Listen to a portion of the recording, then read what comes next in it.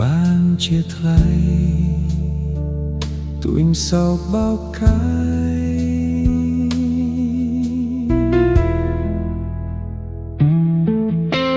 សេ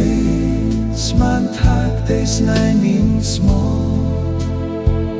ពេលបានដឹងច្បាស់ជាកលបាយនាងទួញយំគ្មានផ្លូវដោះស្រាយព្រោះអីរូបកាយគេឈ្មោះអាស្រូវ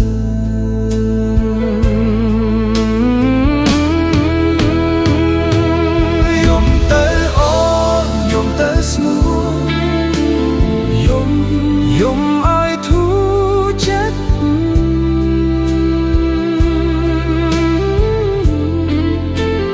យំឲ្យធូរចិត្ត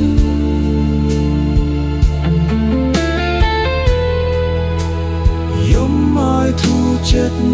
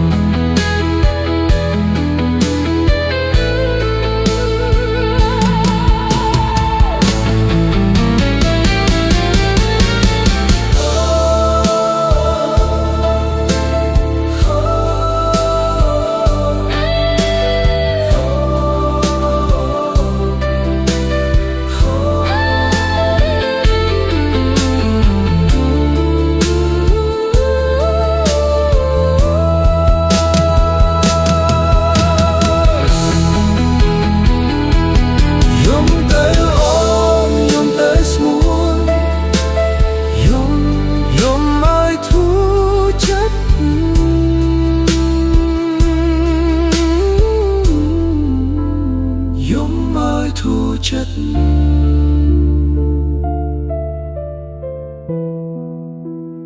យំឲ្យធូរចិត្ត